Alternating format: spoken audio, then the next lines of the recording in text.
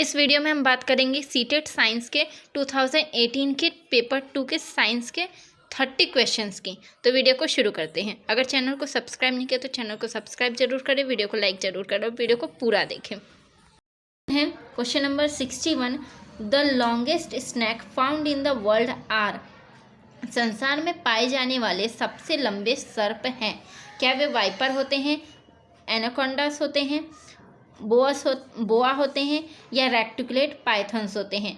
तो इसका जो आंसर हो जाएगा, जो लॉन्गेस्ट स्नैक होते हैं वो रेक्टिकुलेट पाइथन होते हैं, जालीदार अजगर होते हैं। ये आप जरूर याद रखें, यह एज अ जीके क्वेश्चन भी बाकी एग्जाम में आ सकता है। नेक्स्ट क्वेश्चन है, yoga is done by the people in the world because. विश्व भर में लोगों द्वारा योगा किया जाता है और ये क्यों किया जाता है? फर्स्ट है, it is a simple exercise, यह एक आसान व्यायाम है। या इट कीप्स पीपल हेल्दी, यह लोगों को स्वस्थ रखता है। या इट इंक्रीजेस हंगर, ये भूख बढ़ाता है। या इट ब्रिंग्स हैप्पीनेस, ये खुशियाँ लाता है। तो योगा करने का मतलब कारण क्या है विश्व भर में? इट कीप्स पीपल हेल्थी, ये लोगों को क्या रखता है? स्वस्थ रखता है। तो सेकंड ऑप्शन हमारा सही हो जाएगा। नेक्स्ट क्वेश्चन देखते हैं, क्वेश्चन नंबर 63।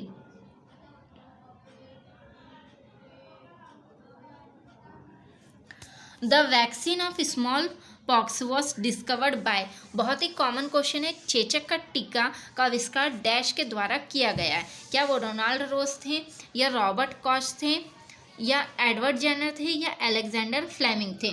तो इसका जो आंसर हो जाएगा वो क्या है? स्मॉल पॉक्स का वैक्सीन किसने डिस्कवर किया था? एडवर्ड जेनर ने। और वो फर्स्ट थे जिन्होंने वैक्सीन डिस्कवर किया था और इसके लिए इनको नोबेल प्राइज भी मिला था। इसके बाद है next question 64, which one of the following is used as a preservative. निम्नलिखित में से किसका उपयोग एक परिरक्षक के रूप में किया जाता है? क्या वो कॉपर सल्फेट होता है, या सोडियम बेंजोनेट होता है, या अमोनियम सल्फेट होता है, या सोडियम क्लोराइड होता है? तो आपको प्रिजर्वेटिव के यूज़ में किसका यूज़ करते हैं हम? सोडियम बेंजोनेट का। ठीक है, याद रखेंगे आप लोग, प्रिजर्वेटिव का यूज़ के रूप में किसका यूज़ करते हैं? सोडियम बेंजोनेट का। बढ़ते हैं नेक्स्ट क्वेश्चन की तरफ। 65, east is used for the production of. East का उपयोग डैश के उत्पादन में किया जाता है। क्या वो अल्कोहल के उत्पादन में किया जाता है, कर्ड दही के उत्पादन में किया जाता है, शुगर चीनी के उत्पादन में, या कॉमन सॉल्ट साधारण नमक के उत्पादन में? तो जो ईस्ट है उसका उपयोग किसके प्रोडक्शन में किया जाता है? अल्कोहल के प्रोडक्शन में किया जाता है। तो इसका आंसर क्या हो जाएगा? 1 नंबर, अल्कोहल। नेक्स्ट है माइटोकॉन्ड्रिया एटीपी और राइबोसोम, मतलब माइटोकॉन्ड्रिया एटीपी से रिलेटेड है तो हमें बताना है राइबोसोम से क्या रिलेटेड होगा। क्या कार्बोहाइड्रेट होगा, फैट होगा, वसा, प्रोटीन, या विटामिन? तो इसका जो आंसर हो जाएगा वो क्या हो जाएगा? प्रोटीन।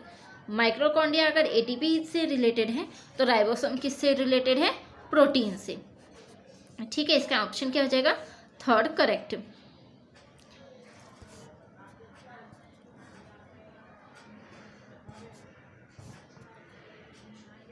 नेक्स्ट क्वेश्चन की तरफ बढ़ते हैं, question number 67, if the frequency of simple pendulum is 2 hertz, how many oscillation will it complete in 16 second. यदि एक सरल लोलक की आवृत्ति 2 हर्ट्ज है तो यह 16 सेकेंड में कितने दोलन पूरा करेगा? क्या वो 8 होगा, 16 होगा, 32 होगा, या 64 होगा, 64 होगा? तो इसका राइट आंसर क्या हो जाएगा? थर्ड, 32। ठीक है, फ्रीक्वेंसी इनटू टाइम क्या हो जाता है? ऑक्सीलेशन होता है। 1 सेकंड में कितने फ्रीक्वेंसी हुई है उससे हम क्या करते हैं? ऑक्सीलेशन काउंट करते हैं। तो हमारा जो आंसर हो जाएगा 2 × 16 कितना हो जाएगा? 32। फ्रीक्वेंसी और ये फ्रीक्वेंसी इनटू टाइम। नेक्स्ट है question number 68, which one of the following metal burn if keeped in air. बहुत बेसिक क्वेश्चन है और हमने बचपन से पढ़ा है कि कौन सी ऐसी धातु है जिनको वायु में रखने पर जल उठती है ना, जिसमें आग लग जाती है। क्या वो सोडियम है, मैग्नीशियम है, जिंक है या एल्यूमिनियम है? तो इसका जो आंसर है वो क्या है? सोडियम है। बहुत बेसिक है और यही वो मेटल है जिसको हम क्या कर सकते हैं? नाइफ से कट कर सकते हैं, चाकू से काट सकते हैं। नेक्स्ट है 69 question. Magnesium hydroxide MgOH whole twice is used as. Magnesium hydroxide का उपयोग डैश के रूप में किया जाता है। क्या वो ऑक्सीडाइजिंग एजेंट, ऑक्सीकरण या रिड्यूसिंग एजेंट, अपाच्यीय कारक, एंटी एसिड, अम्ल या फर्मेंटेशन एजेंट, कणवन कारक? तो मैग्नीशियम हाइड्रोक्साइड का यूज हम किस लिए करते हैं? एंटी एसिड, प्रति अम्ल। ठीक है, उसके बाद है next question number 70। Which one of the following gases burn with pop sound? निम्नलिखित में से कौन सा गैस पॉप की ध्वनि के साथ जलती है?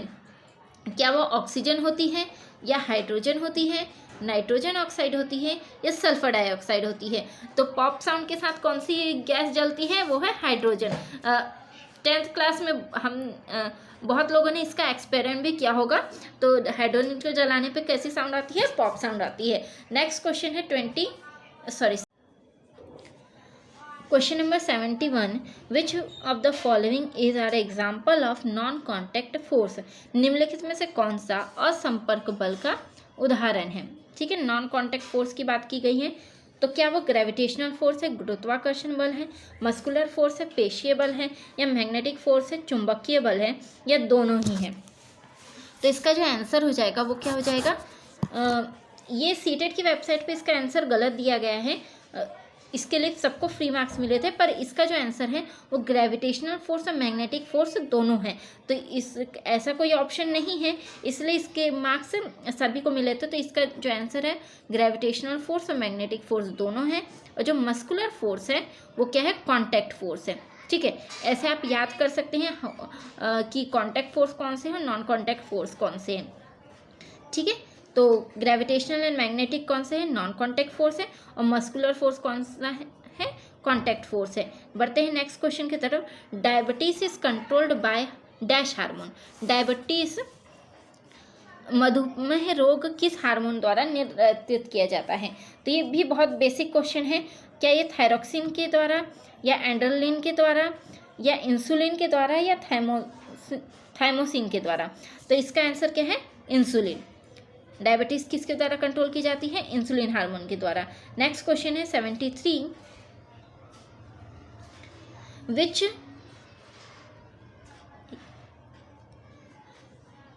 Which one of the following is not a product of petroleum? निम्नलिखित में से कौन सा पेट्रोलियम का उत्पादन नहीं है? ठीक है, कौन सी ऐसी चीज़ें पेट्रोलियम से नहीं बनती हैं? क्या वो केरोसिन है, CNG है, पैराफिक्स वैक्स है या फिर ब्यूटामिन है? तो जो इसका करेक्ट आंसर है वो क्या हो जाएगा? CNG। CNG एक कंप्रेस्ड नेचुरल गैस है। और जो बाकी जो प्रोडक्ट्स हैं वो क्या होते हैं? पेट्रोलियम से बनते हैं। पेट्रोलियम का जब फ्रैक्शनल डिस्टिलेशन होता है तो हमें केरोसिन, पेट्रोल, डीजल, ये सब चीज़ें हमें ऐसा मिलते हैं। और CNG क्या होती है? कंप्रेस्ड नेचुरल गैस, ये हमें अलग से मिलता है। ठीक है, तो ये पेट्रोलियम का बाय प्रोडक्ट नहीं है, मतलब इसका प्रोडक्ट नहीं है। तो इसका आंसर हो जाएगा CNG। सेकंड, नेक्स्ट है red data book contain a record of. Red data book dash का रिकॉर्ड रखती है। किस चीज़ का रिकॉर्ड रखती है? क्या ये इंडेंजर्ड स्पीशीज का रिकॉर्ड रखती है या संकटपन्न प्रजातियों का या एक्सटिंक्ट स्पीशीज विलुप्त प्रजातियों का या फ्लोरा वनस्पतियों का या फ्यूना पशु वर्ग का? तो रेड डाटा बुक किसकी रिकॉर्ड रखती है? इंडेंजर्ड स्पीशीज का। जो भी प्राणी क्या है? संकट में है या विलुप्त होने के कगार में है, उनका जो डाटा है वो रेड डाटा बुक रखती है। ठीक है, नेक्स्ट क्वेश्चन है 75। Why are the soles of shoes threaded? जूते के सोल असमतुल्य क्यों किए जाते हैं। तो इसका क्या कारण है कि जूते के सोल थ्रेडेड होते हैं, असमतल होते हैं। फर्स्ट है to give the shoes more protection, जूते को और मजबूती देने के लिए, या टू डिक्रीज फ्यूजन फ्रिक्शन, जड़त्व घटाने के लिए, या टू इंक्रीज फ्रिक्शन, जड़त्व बढ़ाने के लिए, या to increase life of the shoes, जूते का जीवन बढ़ाने के लिए। तो जूते के जो सोल है वो असमतल क्यों होते हैं कि फ्रिक्शन इंक्रीज हो, फ्रिक्शन के कारण ही बहुत सारी चीज़ें पॉसिबल हो पाती हैं। इसी कारण हम क्या कर सकते हैं, धरती पर वॉक कर सकते हैं, इसलिए इसका फ्रिक्शन बढ़ाने के लिए जूते के सोल क्या होते हैं, असमतल होते हैं। नेक्स्ट क्वेश्चन देखते हैं, question number 76। Sarika took distilled water in a bottle and tried to find whether it conducts electricity or not. What is she likely to find? Sarika ने आसुत जल को एक बोतल में लिया और पता लगाने की कोशिश की कि वह विद्युत का सुचालक है या कुचालक। तो उसने क्या प्राप्त होने की संभावना है। तो हमें पता होता है, मतलब ये बहुत बेसिक क्वेश्चन है कि डिस्टिल वाटर क्या है, बैड कंडक्टर ऑफ इलेक्ट्रिसिटी है। तो हम ऑप्शन देखते हैं, it is a good conductor of electricity, ये विद्युत का सुचालक है। अगर ये बैड कंडक्टर है तो गुड कंडक्टर वाला ऑप्शन क्या हो जाएगा, गलत हो जाएगा। Next, it is an insulator, यह एक इंसुलेटर है, तो ये भी बात क्या है, गलत है। It is a poor conductor of electricity, ये बात सही है कि वो क्या होता है, बैड कंडक्टर, मतलब पुअर, विद्युत का कमजोर चालक है, या नन ऑफ द अबव, ये भी क्या हो जाएगा, गलत हो जाएगा। तो थर्ड ऑप्शन क्या हो जाएगा, सही हो जाएगा।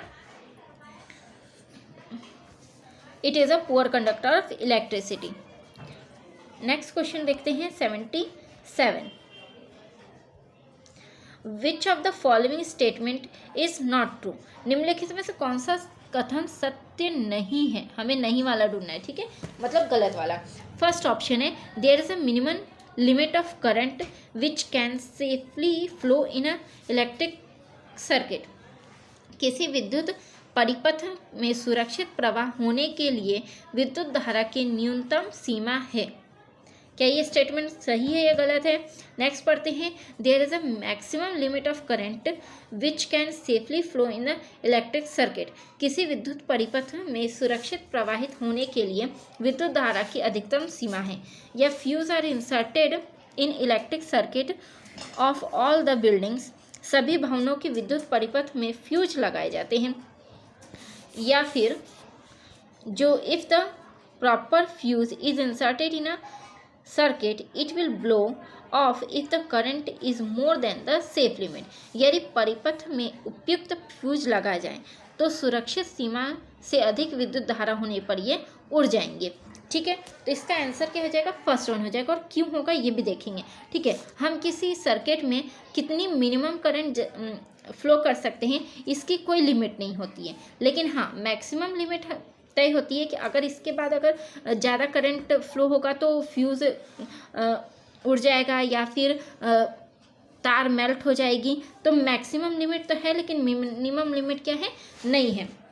इसके बाद हम सर्किट में क्या लगाते हैं, फ्यूज़ लगाते हैं, ये भी बात क्या है, सही है। और फ्यूज़, प्रॉपर फ्यूज़ लगाने पर क्या होता है, कभी भी अगर लिमिट से ज़्यादा करंट फ्लो होगी तो वो क्या हो जाएगा, ब्लो ऑफ हो जाएगा, उड़ जाएगा।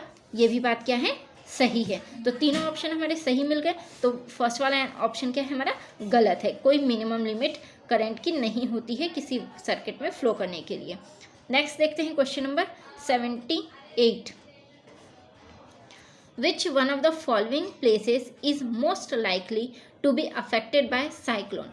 निम्नलिखित में से किस स्थान की चक्रवात से सबसे अधिक प्रभावित होने की संभावना है। ठीक है, तो ऐसे एरिया हमें बताना है जो साइक्लोन से ज़्यादा प्रभावित होंगे चक्रवात से। तो क्या वो पोरबंदर होगा, पुरी होगा, मुंबई होगा या गोवा होगा। तो सबसे ज़्यादा साइक्लोन से प्रभावित एरिया क्या होता है, पुरी होता है। और यहाँ हर साल, लगभग हर साल क्या आते हैं, साइक्लोन आते ही आते हैं, क्योंकि ये समुद्र के बहुत पास, मतलब समुद्र से लगा हुआ एरिया है इसीलिए। ठीक है, नेक्स्ट क्वेश्चन देखते हैं 79। The changes in a season on the earth occurs because पृथ्वी पर ऋतुएं बदलती हैं, क्यों? ऋतुएं बदलने का कारण क्या है? फर्स्ट ऑप्शन है the axis of rotation of earth is perpendicular to the plane of its orbit. पृथ्वी का घूर्णन अक्ष इसके कक्ष के तल के लंबवत है, या axis of rotation of earth is tilted with respect to the plane of its orbit. पृथ्वी का घूर्णन अक्ष इसकी कक्ष के तल के सापेक्ष झुका हुआ है। या थर्ड ऑप्शन है the distance between the earth and the sun is not constant. पृथ्वी और सूर्य के बीच की दूरी नियत नहीं है। या फोर्थ ऑप्शन है the axis of rotation of earth is parallel to the plane of its orbit. पृथ्वी का घूर्णन अक्ष इसकी कक्ष के तल के समांतर है। तो जो चेंजेस ऑफ सीजन क्यों होते हैं? क्योंकि हमारी जो पृथ्वी है वो कितनी है? टिल्टेड है, अपने एक्सिस से क्या है? टिल्ट है। और ये कितना टिल्ट है? 23.5 डिग्री कितना है? टिल्टेड है, जिसके कारण ही क्या होते हैं? चेंजेस ऑफ सीजन होते हैं। तो जो हमारा सही आंसर हो जाएगा वो क्या हो जाएगा? Option second. नेक्स्ट क्वेश्चन है 80। पहले हम क्वेश्चन पढ़ लेते हैं, फिर ऑप्शन देख लेंगे। There are 2 columns A and B. ठीक है, हमें बताना है कि दोनों स्तंभ ए और बी में कुछ इंफॉर्मेशन दी गई है, हमें उन्हें मैच करना है। ठीक है, तो कैनोपी, फिर डिकम्पोजर, ह्यूमस और पॉर्क्यूपाइन। ठीक है, और बी कॉलम में दिए गए हैं dead plants and animal tissue, a wild animal, micro organism और ब्रांचेस ऑफ टॉल ट्री। तो हमें बताना है which one of the following is correct sequence of column B for the given sequence of column A. हमें क्या करना है? सही क्रम में इनको अरेंज करना है। ठीक है, तो कैनोपी किससे रिलेटेड हो रहेगा? Branches of all tree. ठीक है, ये फोर्थ के लिए। डिकम्पोजर क्या हो जाएंगे?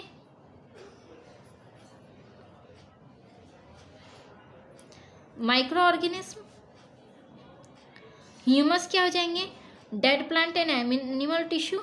और पॉर्क्यूपाइन क्या है? वाइल्ड एनिमल है। तो ठीक है, ए का फोर्थ कौन से ऑप्शन में है देखते हैं। ए का फोर्थ ऑप्शन में हमें एक ही से पता चल गया। ठीक है, 80 का फोर्थ। अगर 4 ऑप्शन में से आपके 2 भी फिट बैठ जाते हैं तो आपको सही आंसर मिल जाएगा। वैसे हमारा देखिए फर्स्ट का फोर्थ आ गया था, सेकंड का थर्ड आ गया था, सेकंड का थर्ड एंड थर्ड का फर्स्ट और सेकंड का डी वाले का सेकंड ऑप्शन आया था, तो वही हमारा आ गया है। तो इसका आंसर क्या हो जाएगा? फोर्थ। ठीक है, नेक्स्ट क्वेश्चन देखते हैं, question number 81। Why is formative assessment important in science? विज्ञान में रचनात्मक आकलन क्यों महत्वपूर्ण है? ठीक है, it is easy to conduct, यह लेना आसान है, या फिर it helps in developing scientific temper in student, या शिक्षार्थियों में वैज्ञानिक दृष्टिकोण के विकास में सहायक है। इट इज़ डायग्नोस्टिक, यह निदानात्मक है, या it helps in better understanding of science, यह विज्ञान को अच्छे प्रकार से समझने में सहायक है। तो क्या कारण है फॉर्मेटिव असेसमेंट का साइंस में? तो ये क्या हो जाएगा? It is diagnostic. ठीक है, फॉर्मेटिव असेसमेंट के बाद ही हम क्या कर सकते हैं? उसका डायग्नोस कर करके रेमेडियल क्लासेस दे सकते हैं। तो फॉर्मेटिव असेसमेंट में उसके निदान के लिए कि कहीं कोई बच्चे के सीखने में कोई समस्या तो नहीं आ रही, इसके लिए ये बहुत ज़रूरी है। तो इसका आंसर हो जाएगा थर्ड। नेक्स्ट क्वेश्चन है 82। Why are science fair organized in school? विद्यालय में विज्ञान मेला का आयोजन क्यों किया जाता है? क्या कारण है साइंस फेयर लगाने का स्कूल्स में? क्या? To prepare student for higher education in science, शिक्षार्थियों को विज्ञान में उच्च शिक्षा देने के लिए तैयार करने के लिए, या to help the student to score higher in their examination, शिक्षार्थियों को उनकी परीक्षा में अच्छे अंक प्राप्त करने के लिए सहायता के लिए, या to nurture creativity and experimentation in science among the student, शिक्षार्थियों में विज्ञान में सृजन एवं प्रयोग करने की क्षमता का विकास करने के लिए, या to evaluate student on the basis of their performance, शिक्षार्थियों का उनके प्रदर्शन के आधार पर मूल्यांकन करने के लिए। तो साइंस फेयर लगाने का कारण कि बच्चे हायर एजुकेशन के लिए उनको प्रिपेयर किया जाए, ये बात गलत है। बच्चे को एग्ज़ाम में अच्छे नंबर आए, ये भी बात क्या है, गलत है। और उनको उनके आधार पर जांचा जाए, ये भी बात क्या है, गलत है। तो बेस्ट ऑप्शन क्या है, और बेस्ट ऑप्शन ही हम क्या करते हैं, हमेशा बच्चे की क्रिएटिविटी, एक्सपेरिमेंटेशन या बच्चे को सीखने का अवसर प्रदान करते हैं। तो इससे क्या होगा, to nurture creativity and experimentation in science among student, शिक्षार्थियों में विज्ञान में सृजन एवं प्रयोग करने की क्षमता का विकास करने के लिए हम साइंस फेयर ऑर्गेनाइज करते हैं स्कूल्स में। ठीक है, नेक्स्ट क्वेश्चन है 83। As a teacher which one of the following do you find most appropriate for scientific approach to teaching, एक शिक्षक के नाते निम्नलिखित में से किसे आप शिक्षण में वैज्ञानिक विधि के लिए सबसे उपयुक्त समझते हैं। ठीक है, साइंटिफिक अप्रोच के लिए कौन सी मेथड सबसे अप्रोप्रिएट रहने वाली है, clarify the student about the concept in the class, शिक्षार्थियों को कक्षा में अवधारणा को स्पष्ट करना, या show the use of technology for teaching concept, अवधारणा के शिक्षण हेतु तकनीकी का प्रयोग दिखाना, या give project to the student, शिक्षार्थियों को परियोजनाएं देना, या ask the student to perform activity related to the concept, अवधारणाओं से संबंधित गतिविधियों को शिक्षार्थियों से कराना। तो इसका जो आंसर हो जाएगा वो क्या हो जाएगा, फोर्थ। ठीक है, कि साइंटिफिक अप्रोच का हम कहाँ पे यूज़ कर सकते हैं, अवधारणाओं से संबंधित गतिविधियों को शिक्षार्थी से कराने के लिए। नेक्स्ट क्वेश्चन है 84। According to NCF 2005, good science education is true to life, what does this mean. NCF 2005 के अनुसार अच्छी विज्ञान शिक्षा जीवन के प्रति सत्य होती है, इसका क्या अर्थ है। ठीक है, इस स्टेटमेंट के हमको अर्थ बताना है। Science should prepare the child to the world of work, विज्ञान बालक को कार्य की दुनिया में प्रवेश हेतु तैयार करें, या फिर science should be able to engage the child meaningfully, विज्ञान बालक को अर्थपूर्ण ढंग से व्यवस्थित करने में सक्षम हो, या science should enable the child in learning the process of acquiring scientific knowledge, विज्ञान बालक को वैज्ञानिक ज्ञान अर्जित करने के लिए प्रक्रियाओं को सीखने लायक बनाए, या science should help in living easy life, science आसान जीवन व्यतीत करने को सहायक हो। तो जो इसका आंसर क्या हो जाएगा, शायद जो साइंस हम क्लासरूम में सीखेंगे वो बाहरी वर्ल्ड से के लिए बच्चे को तैयार करेगा। तो science should prepare the child to the world of work, विज्ञान बालक के कार्य को दुनिया में प्रवेश हेतु तैयार करे। ठीक है, बच्चे को वो क्या करेंगे, ऐसी एजुकेशन प्रोवाइड कराएं जो रियल लाइफ से उसे कनेक्ट करे और बाहरी दुनिया में वो अच्छी के लिए कार्य कर सकें। नेक्स्ट क्वेश्चन है 85। विच one of the following is not a quality of scientific attitude, निम्नलिखित में से कौन सा वैज्ञानिक दृष्टिकोण का गुण नहीं है। ठीक है, हमें बताना है कि ओपन माइंडेडनेस, खुला मस्तिष्क गुण नहीं है, हमें नहीं पे ध्यान देना है ना। हमें मतलब देखते से ही फर्स्ट देखा और लगा दिया, अगर हमने नहीं देखा तो हमारे बहुत गड़बड़ हो जाएगी। तो ओपन माइंडेडनेस साइंटिफिक का गुण है। क्यूरियोसिटी टू लर्न मोर, ये भी क्या है अधिक सीखने की उत्सुकता, ये भी साइंटिफिक एटीट्यूड है। Objectivity in approach to problem, समस्याओं के प्रति व्यवहार में वस्तुनिष्ठता, ये भी क्या है कि प्रॉब्लम्स को देख करके उसमें सॉल्व करने में जुड़ जाना। और हार्ड वर्क, कठिन कार्य का साइंटिफिक से कोई लेना देना नहीं है। अगर साइंटिफिक एटीट्यूड का ये क्या है, दृष्टिकोण का गुण नहीं है। तो इसका जो आंसर हो जाएगा वो क्या हो जाएगा, 4th। ठीक है, नेक्स्ट क्वेश्चन है 86। Hari wants to teach the circular motion to class 6th student. Which one of the following will be the best method? अगर हरी कक्षा 6th छठी के शिक्षणार्थियों को घूर्णन गति पढ़ाना चाहता है तो निम्नलिखित में से कौन सा सबसे अच्छी विधि होगी? क्या डिस्कशन, चर्चा, या एक्टिविटी बेस्ड शिक्षण, टीचिंग, गिविंग एग्जाम्पल उदाहरण देना, या डेमोन्स्ट्रेशन प्रदर्शन? तो बेस्ट मेथड क्या होगी कि अगर आप किसी चीज़ में एक्टिविटी को शामिल करते, गतिविधि को शामिल करते हैं तो हमेशा ही बेस्ट होती है। तो यहाँ पे एक्टिविटी बेस्ड लर्निंग क्या हो जाएगी, बेस्ट हो जाएगी।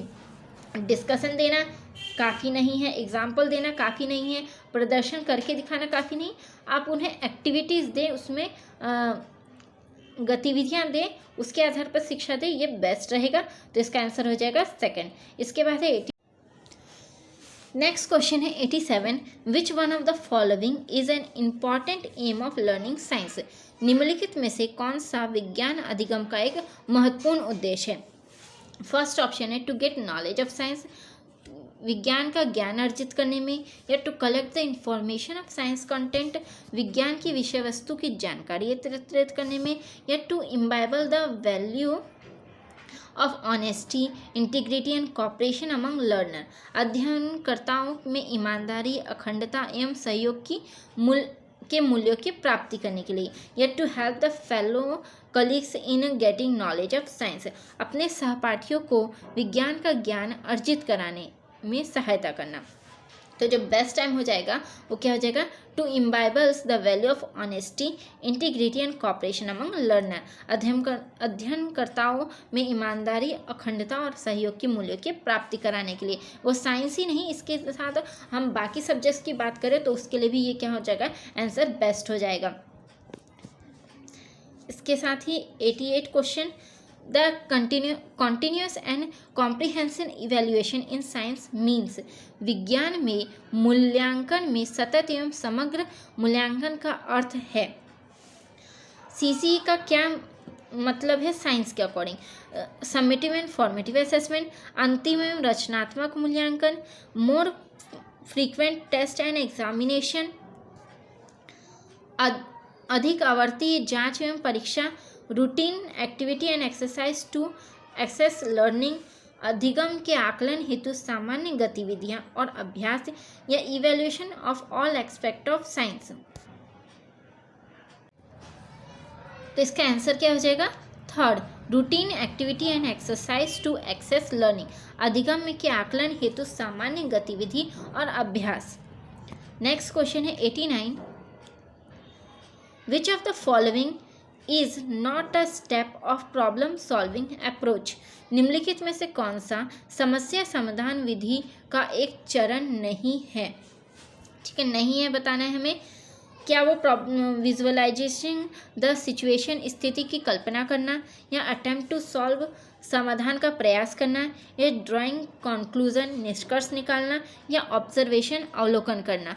तो इसका जो आंसर हो जाएगा वो क्या हो जाएगा, अवलोकन करना, ऑब्जर्वेशन। क्योंकि विजुअलाइज सिचुएशन, किसी प्रॉब्लम को देख करके हम उसकी स्थिति की कल्पना करेंगे, फिर उसको अटेम्प्ट करने की कोशिश करेंगे, और फिर क्या कंक्लूजन आएगा, निष्कर्ष आएगा, वो भी हम निकालेंगे। तो तीनों ही ऑप्शन सही हो जाएंगे। जो नहीं होगा वो क्या होगा, अवलोकन करना, ऑब्जर्वेशन। नेक्स्ट क्वेश्चन है 90 और इस टॉपिक का लास्ट क्वेश्चन है, विच of the following is a step of analogy strategy in science? निम्नलिखित में से कौन सा विज्ञान में अनुरूपता विधि का एक चरण है? ठीक है, एनालॉगी स्ट्रेटेजी का कौन सा एक चरण है? मैप सिमिलैरिटी, समानताओं का चित्रण, या प्रेजेंटेशन ऑफ एब्स्ट्रैक्शन, अमूर्तता का प्रस्तुतिकरण, या इंटरलिंकिंग कॉन्सेप्ट, अवधारणाओं को एक दूसरे से जोड़ना, या एप्लीकेशन उपयोग? तो एनालॉगी स्ट्रेटेजी का जो एक स्टेप है वो क्या है, मैप सिमिलैरिटी, समानताओं का चित्रण। तो फर्स्ट ऑप्शन क्या हो जाएगा, करेक्ट हो जाएगा। इसके साथ ही आपने अगर चैनल सब्सक्राइब नहीं किया तो चैनल को सब्सक्राइब करें, वीडियो को लाइक करें।